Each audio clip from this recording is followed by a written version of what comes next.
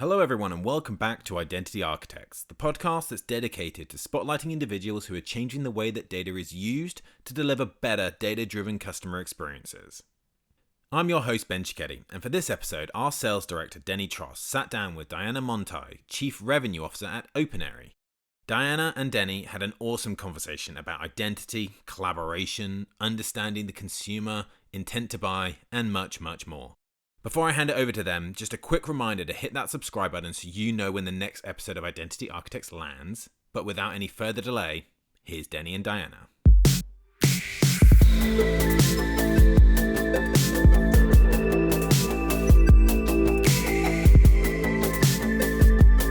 Alright everybody, hello and welcome to episode number 15 of the Identity Architects. I would love to welcome to today's episode Dajana Manthey. She's the CRO of Opinary and today's guest in our podcast. Hello Dajana. Hey Dennie, thanks for having me. Nice. Thank you very much for taking the time. I was really looking forward to today's podcast, even though it's not in our native language, but I think we're going to figure it out. I think we both are quite familiar in how to communicate in English. And I would like to start with a little intro about yourself and the company you're working for. So I would like to know, who is Dajana and what is Opinary about? Can you give me a little insight about it? Sure. Dajana, my name.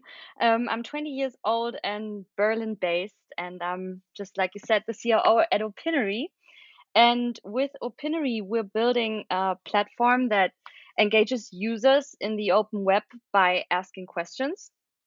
And probably everyone in the German media knows us, but we also have some quite of traffic in the UK and the US, and you probably know us. We kind of look like these little survey questions that you have seen in articles.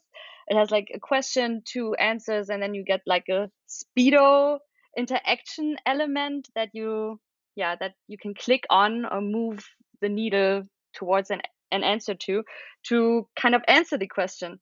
And what many people think is that this is kind of market research related, but that's totally off. What we're rather fostering is user engagement by asking these questions, and we're trying to convert the users' opinions and the data we're generating into business outcome for publishers on one side and advertisers on the other side. So our goal really is rather to improve relationships between publishers and their readers, but also advertisers and their target audiences. Mm-hmm. Yeah, that's what we do. Okay, and maybe this is a little off topic, but during what you just said, a question came to my mind. What has been your favorite question, if you can tell, this year, or the most astonishing outcome out of a question that went through the Opinary platform? Oh, that's a good question, because there's so many. Mm. But one of my favorite question is one that's probably always the most diverse. It's the question of having Nutella, the Ferrero Nutella, Everybody knows with, Nutella, I guess. and the question really is, do you prefer Nutella with or without butter? I'm a butter And guy. me too, me Yeah. too. But most people aren't, and this is a very, Most very people aren't. yeah, I would have yeah, said it's the other way around. yeah. It's pretty diverse. People have very strong opinions. Like there's no one like in between. You either are for butter or without butter. Yeah. And people love to share their opinion on that one. Nutella without butter, I always think there's something missing Yeah, on the piece of bread, or the little exactly. bagel or something, or the toast. What are you? Are you a toast girl, or do you put it on like uh, bread and stuff, or like pure white wheat toast? I'm definitely not a toast girl. Um, I'm I'm really the German bread fan, like the typical, yeah. How would you call it in English? Like the German kind of Brötchen, you Yeah, know? yeah, yeah. Yeah, those are my favorites. Little This, buns. Get genau, it. yeah. Perfect. So we did a lot of advertising for Nutella now. That's quite good. But switching the topic a little to what it's all about today, I would like to get some insight about um, your first engages with advertising in total, or the market, the industry we're in. And can you think of, or do you recall your first memory of getting in touch with advertising or marketing? Wow, I mean, the very first touches, I mean, I'm pretty sure no one remembers because everything is kind of advertising, Mhm. everything you see, everything you touch. Um, but recalling like the last thing I'm really certain about will probably be a supermarket, a German supermarket, Lidl, Mhm. and the slogan Lidl lohnt sich, Yeah. because my mom runs a store and we had the slogan lying around everywhere. Ah, okay, that's interesting. The first advertising I recall would be the Schöfferhofer Weizen, so the beer where a guy is is pouring beer into a girl's belly button, and she writes him a letter saying she wants the empty bottle as a gift.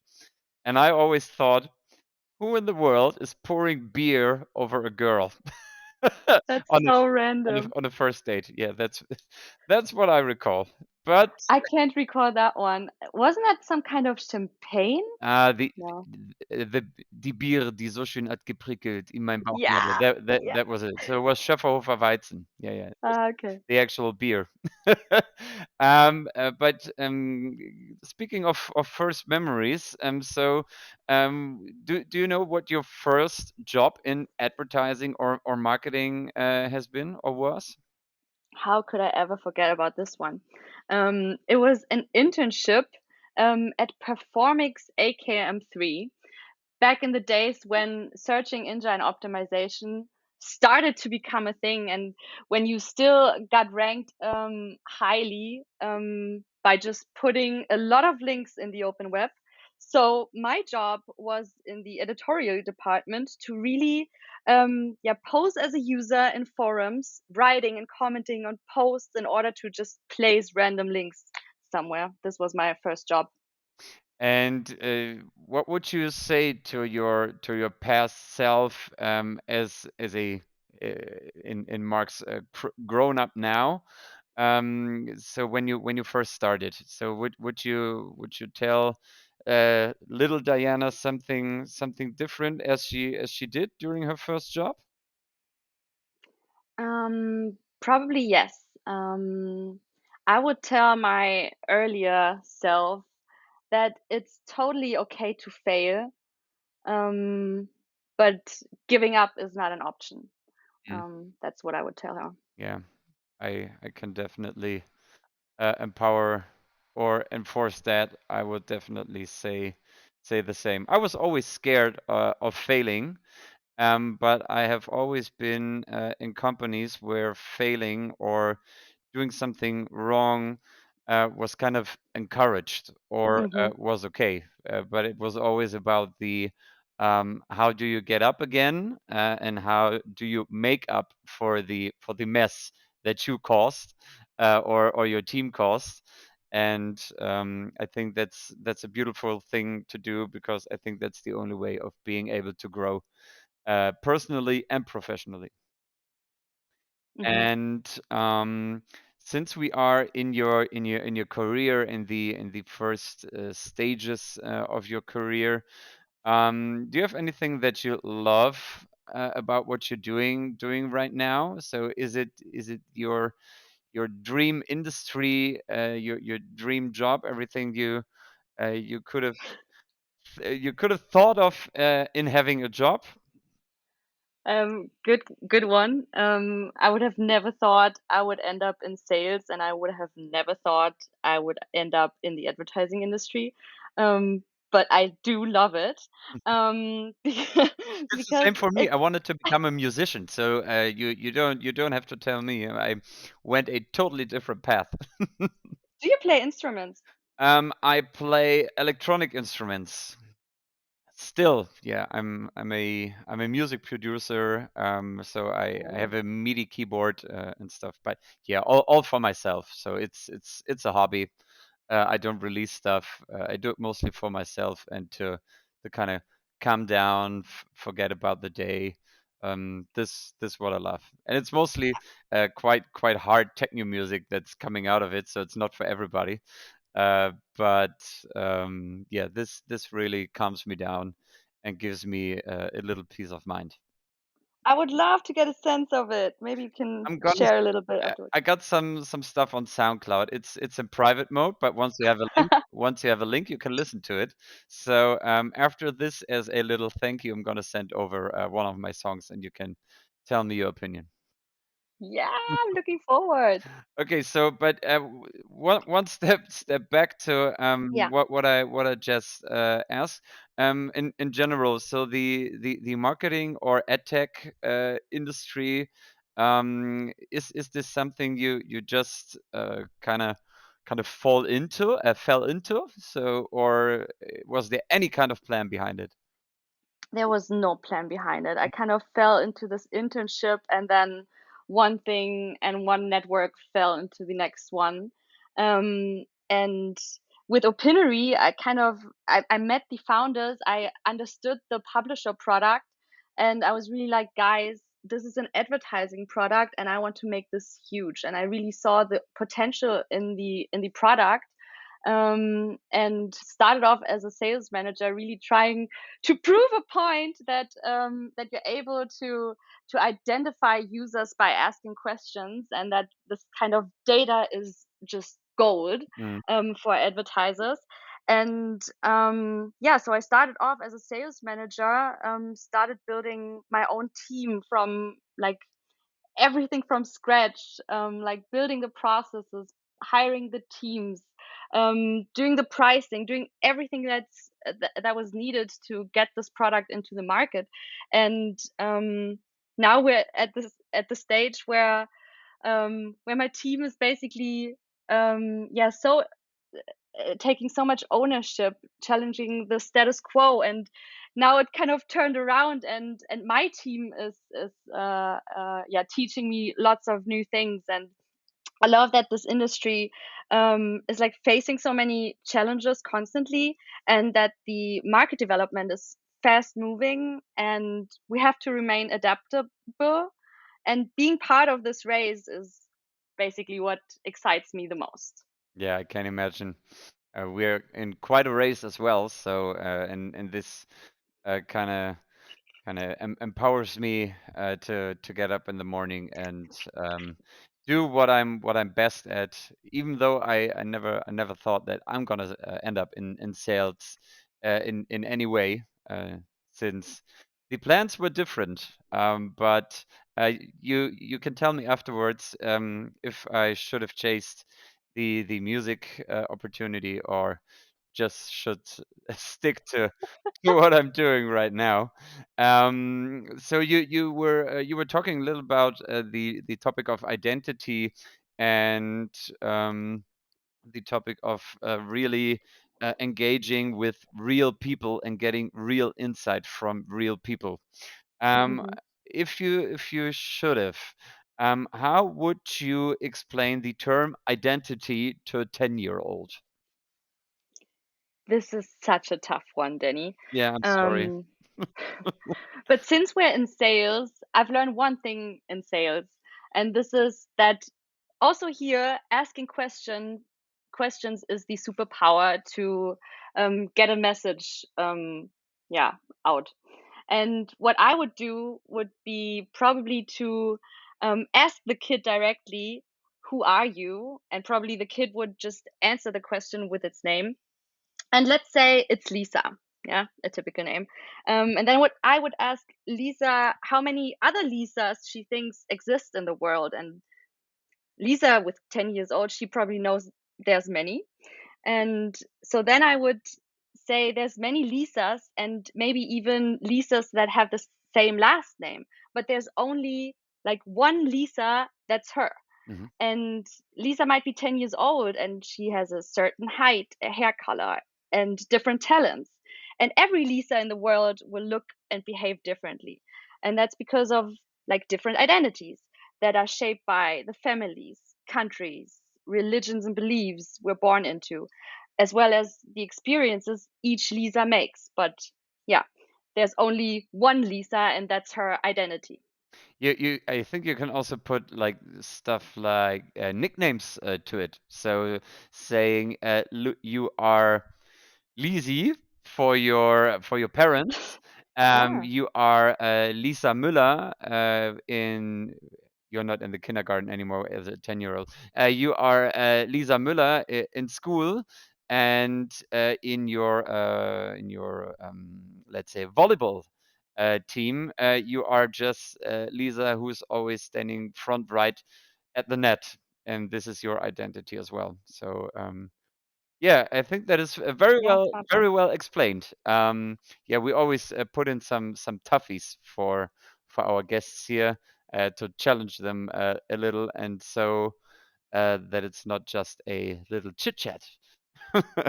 Yeah, that was a tough one. It was a tough one. I can ask even tougher questions if you want to, but I would now kind of ease it down a little and maybe something that is currently uh, uh, kind of we all are making up our heads about different stuff, but what keeps you awake at night if you want to talk about it at the moment? Is there any specific topic where you and it doesn't have to be in particular that you're always laying awake at night, but things that are currently very present in your mind that you constantly think of, maybe in relation to our business. Um, Honestly, there's nothing that keeps me up at night because I'm a really good sleeper. Hmm. Um, That's very good. this is actually really awesome. I love sleeping, and it's so easy for me to fall asleep. Um, and there's really nothing that like gets me up at night and gets my head thinking. But at the same time, of course, there's challenges that we're trying to tackle. Um, Currently, what is yeah, what's on our mind currently is really how the market will develop after we're having yeah a war in Europe. There's the inflation rates going up, and there's so much uncertainty after after the corona crisis, or even the crises are still going on. But we're like falling from one crisis into the next, and no one really knows how to forecast the next year. So that's what's kind of evolving currently. Yeah, same for me. We are mostly seeing uncertainty at the moment, Hmm. and in kind of every business, every industry, in private, in the office, wherever, um, people currently really don't know what's going on, and there is another horrific story coming up. Each and every day, or each and every week, another disease, another crisis, another way of losing all your money, and it's yeah it's tough times, I would say, but I think with when in terms of thinking to yourself with some positive thoughts and a good idea of how you yourself would like to develop as a person, I think we can kind of make it through all this, and that we are looking forward to better times than we currently do. And that brings me to my last quick fire question. What gets you motivated in the morning? I'm a 5 a.m. morning person. I'm You that kind are of a girl. 5 a.m. morning person. That's CEO DNA. That's what people say. I wouldn't 5:30 is say CNO that. DNA. Yeah, I don't know when this started, but it's some I never forced myself to be that kind of girl and wake up so early. Do you need an alarm Um for this? Sorry no, for no, no. interrupting. No alarm. You No. wake up by No alarm. yourself at 5 a.m. Yeah. When, Mostly when it's when are you more going to bed for to wake up at 5 a.m. by 4:50. yourself? It depends. Somewhat between 9 and 10. All right. Yeah, it's early, I know. It is Um early. So like I just imagine being at a dinner and at 9 no, at like 8:30 I gotta say, okay, bye guys. I gotta go to bed because 5 a.m. I'm gonna be a CEO one day. Yeah, it is kind of like that actually. Oh, I'm getting tired as soon as the sun goes down, and then my body feels like, okay, we need to go sleep. Um, okay, I get it. yeah, so I really wake up in the morning by myself, so I'm energized right away. I would And love the that. first thing I'm doing is to go and get my coffee. Hmm. This is really like my morning routine, and I enjoy it so much because everything is like so quiet, you know? Like no one's awake, no one's calling, no one's writing you Slack messages or WhatsApp messages. Um, Everyone is still sleeping, and this is really my me time. This is the time where I get to enjoy my coffee, read the news, write a little journaling, like try to prepare for my day and get my thoughts together. I really enjoy this. I'm a 6:30 guy, and I always thought I'm waking up quite early. But 5 is whew. I would love to wake up by myself at 5, but I think I would have to go to bed at 9:30 then. And this is something that's impossible for me because in the evenings I'm getting very creative. So I'm not productive, but very creative. Hmm. And this is where I kind of the most ideas are coming out of my mind for like anything that I'm interested in or that's fun for me. Either it's kind of something related to music or I'm currently also part of a little fashion project. So this is where I can be creative as well. And this is best in the evening, and morning time is also, yeah, very a lot of me time, sport, coffee, news, walking the dog, of course, listening to podcasts.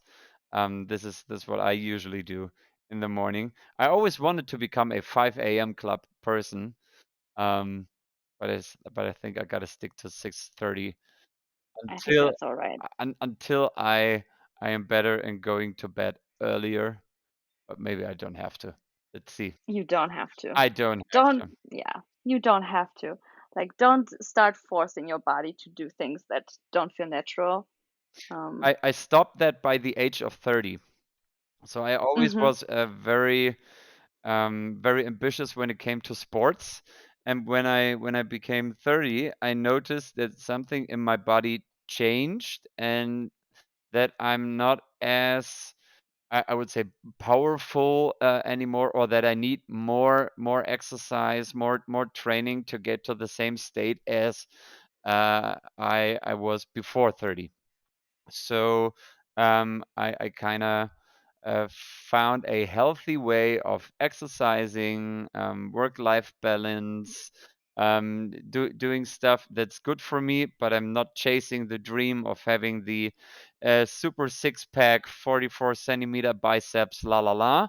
It's more about being healthy, being able to touch your toes at the age of 35, stuff like that. So mobility and flexibility is becoming a topic now. So a lot of my friends my age some are overweight, some are not even able to touch their toes. So everybody who is listening, ask yourself, can you touch your toes?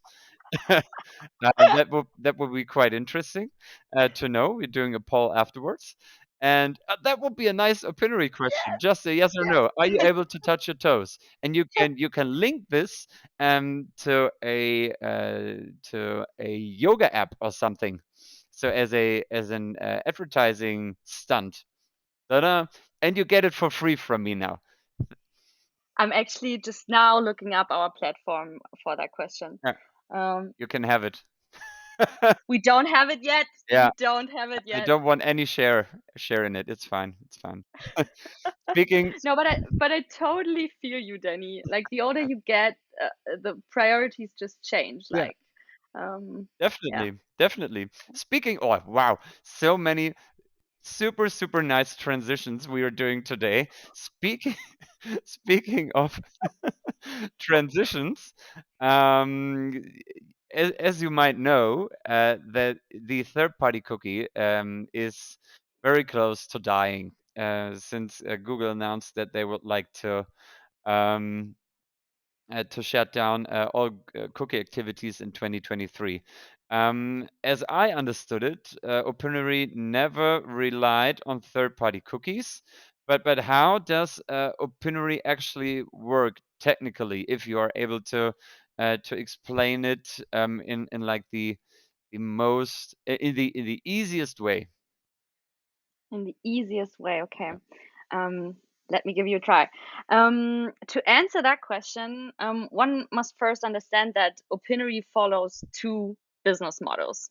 There's a publisher business model and there's an advertiser model. Mhm. The former model can run completely independently of the advertising model.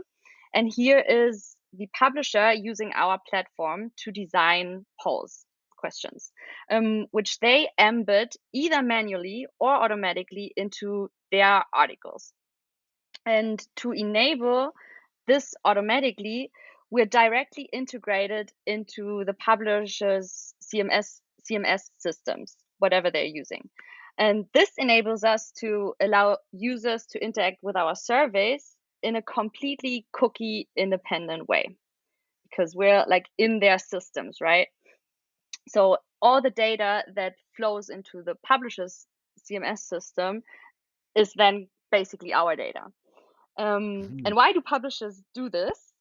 For publishers, it's so exciting to integrate our surveys because it allows them to first generate user insights, increase user engagement, extend dwell times, or even sell more premium subscriptions.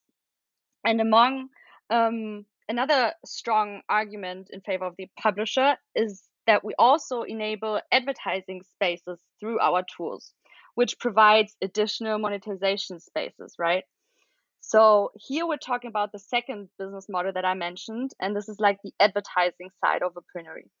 Um, After all, it's not only exciting for the publisher to better understand the reader's audience and understand what they think and what they believe. Also, advertisers have an interest in identifying their target groups and addressing them with advertising. And here, the user is activated via an sponsored question. It's also marked as sponsored, obviously, Mhm. and is shown after the user interacts and shared their opinion within the poll. After that, we're playing out, yeah, in individual advertising elements. Maybe to illustrate this by an example, a user who answers the question, "How much money do you spend on cigarettes a month?" with 0. like 50 euros. Like let's say you say euros, Yeah. and then I have identified you as a non-smoker, whereas people that say 50 euros are certainly a smoker. And this can be very exciting for advertisers who market products for smoking cessation, for example. And the question here really is, where else could you get such intent user data? Mm. And you are then allowed to kind of sell this to the publishers? The publisher can basically collect the data on their end. Yes, Oh, it's on their own yeah, behalf. So you are just kind of provisioning the infrastructure for it, but they are doing it on their own behalf. exactly. We're kind of the vehicle in between. Oh, that makes total sense. So you yourself do not own any data. We don't own the data, no. Okay. Yeah, that makes total sense. Um, and speaking of data, especially, what would you think the post-cookie era will look like? So will we have that one solution that solves for all, or would you say it will be more kind of a hybrid approach? What are the solutions you're currently betting on, or something you're going to recommend to somebody? I think it's always worth taking a look at the USA, which is always a few years ahead of us Europeans in the advertising industry. Hmm. Um, and here there is a strong tendency towards data clean rooms, for example, and the willingness to make one's own data usable for others is definitely increasing. Whereas here, I feel the status quo is still completely unimaginable. That's why I personally believe that in the short term, there will be a lot of silo solutions until the market starts to realize that this cannot work in a scalable way. Mm. And yeah, to answer your question, I think we will see a lot of hybrid models at first, and you will soon realize that it's not always about the technology, but in the end, it's about the data quality and the question of how scalable is the data you own. To Yeah. me, this kind of sounds also that there needs to be some kind of aggregator at some point, who's going to connect all the pipes, as it is Yes. in many industries. So you got a lot of solutions that are popping up by themselves, and then there is this one aggregator doing nothing but kind of connecting the pipes and the dots, taking its share, and it's becoming the biggest company of the industry, even though it's not doing anything but connecting everybody. Do you feel the same? So that this one big aggregator at some point is showing up, or that there will be just some companies just dying because their solution is not scalable at all. Really hard to tell. Um, I mean, I haven't in the prepared end, that question. It just came up to my mind. I know. If it kind of I mean, it's not it wishful thinking that one runs the whole show, right? Like, could be dangerous, even when it it comes could to be super dangerous. when it comes to identity, personal data, first party data, and vice versa. That could be really scary. I don't think that this is a future I would like to live in. So hopefully we stick to hybrid models.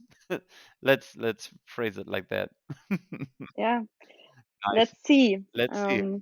Yeah. In this term, what would you say is the current biggest challenge for the industry? Is it really like getting everything connected and everything together? Um, Also a good question. I think it's despite the year of more time, Google like kind of postponed this change. I feel like many publishers and advertisers are still not ready for the age of cookieless.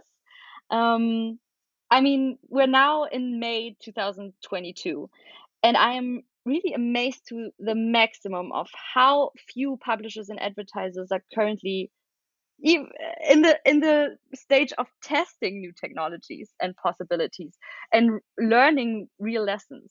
Mm. And yeah, sooner or later, it will lead us to giving even more budgets to the walled gardens, I think. And only very few feel the responsibility that comes with it. And that's what I'm it's feeling. really happening. So latest It is. numbers for Germany were showing that the German advertising market grew by 12%, but the open internet kind of shrunk by 20.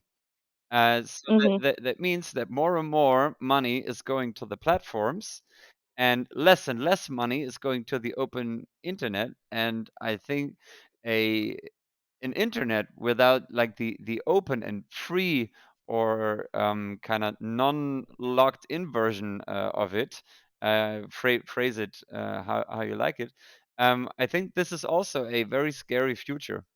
Think of Definitely. not having independent journalism and stuff. That is terrifying to me. So what we see at the moment is that more and more of the biggies out there are getting aware of what's coming. That's very good.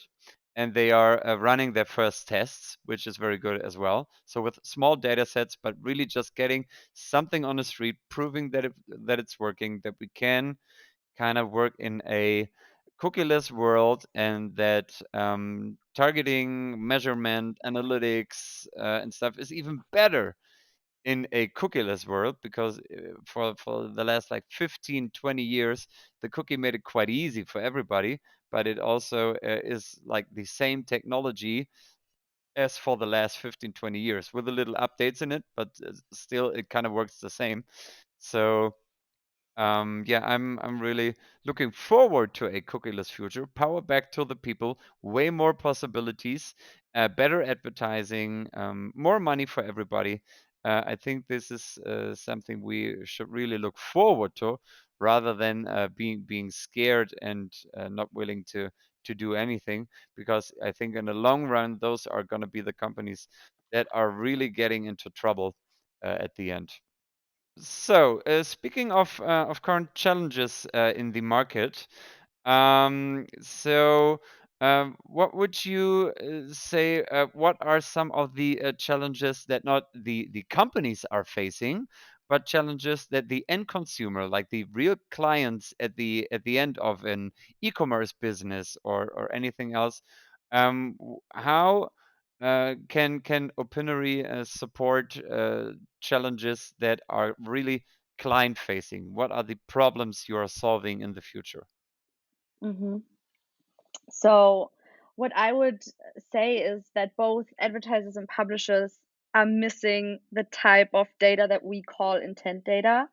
Even if there's first party data on, let's say, gender and age, the data points are simply just not sufficient enough to identify users. Um, and it is intentional data that's missing to make truly meaningful assumptions about a user. And without reliable assumptions, we have, yeah, massive vestige in distributing our offers, whether it's subscriptions or whatever the advertiser is selling. And let's take the crude example of environmental planning that's like still a thing.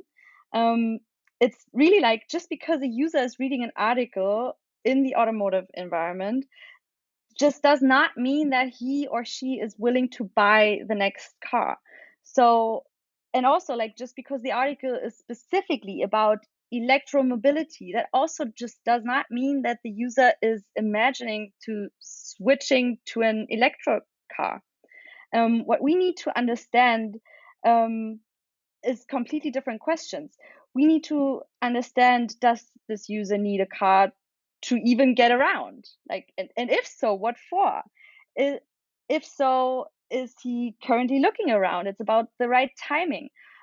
What does he need the car for? Like, in order to make the right assumptions about the kind of car size and equipment that I want to advertise towards this person. It's about personalization. Mm. And it's also about the willingness to pay for it. Like, there's so many different models, and if you don't understand, yeah, the willingness to pay for something, um, how will you be able to make personalized advertising?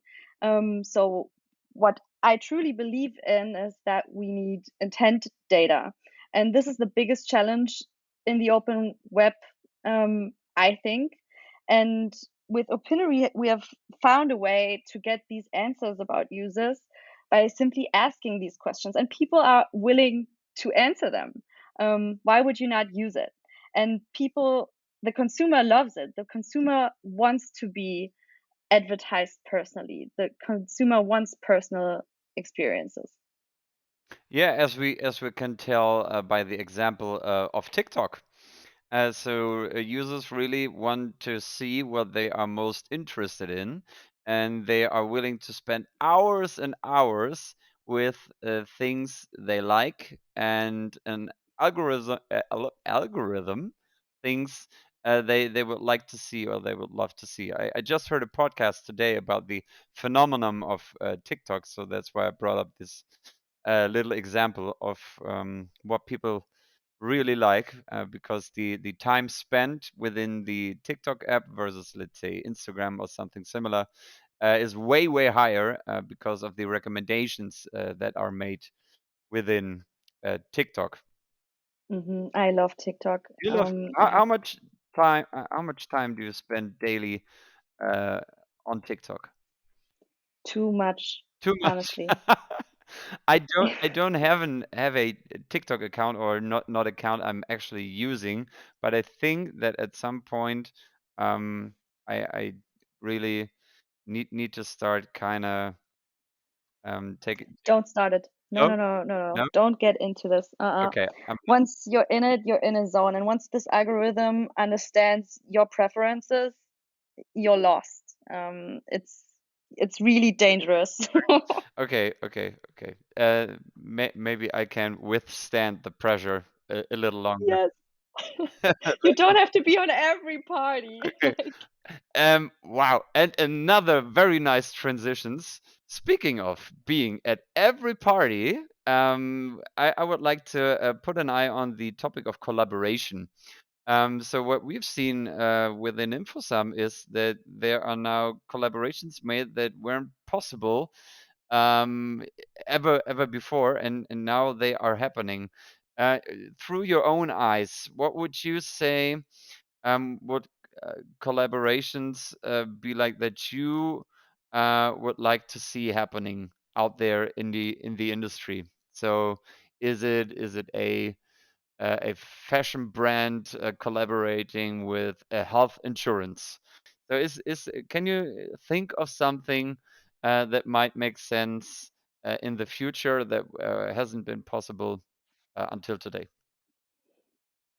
Um, with especially in Germany Mhm.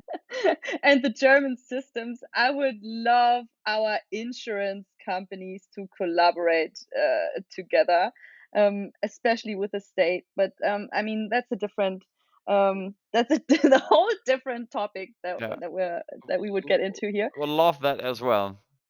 or I or, mean, ju- there's or, ju- really or no just reason. doctors and Yes, and hospitals being all connected, so I don't have yes, to carry.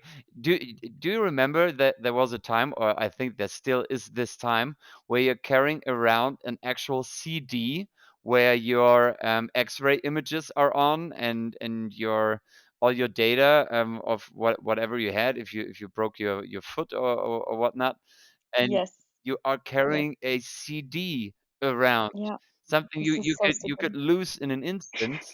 And yeah, It just does not make sense. yeah, Like even getting what is it called? Info? vaccination. Even getting a vaccination. In Germany, you have these yellow papers with the vaccination stickers and a signature on it. Yeah, Like what? yeah. It's Like so why? non-digital, and no one knows how many people really, so down to the last number, how many people really are vaccinated at the moment. It's a Exactly. guess. They don't have the exact number down to the person. Why? The question is why? How is that even possible? You put in so much money that everybody's getting vaccinated, but you can't tell how many? Come on. This is That doesn't make any sense to me. This But is so ridiculous. Yeah, yeah, I know. I I'm not feel part you. of the government, and I don't want to be. Yeah, but they should take our industry as an example. So coming to an end, the last question. Anything else you would like to add today? Any message you would like to be out in this world, in our industry? Something that moves you, something that hasn't been said as your last All words. all I just want to say is thank you, Denny, for having me, and I really enjoy that we kind of ran into each other. And T3Con, right? Yeah, T3Con it yes, was. Yes, do you remember the tomato soup situation? I remember the tomato soup situation. Yes. See, and now everybody's guessing what was the tomato soup situation. You never gonna know. Maybe Maybe. there's gonna be a second edition at some point. Maybe. Yeah, at next T3Con. All right. Then thank you very, very much, Diana. I had a blast. It was real fun, and I hope that we get the possibility to do something like this in any environment possible.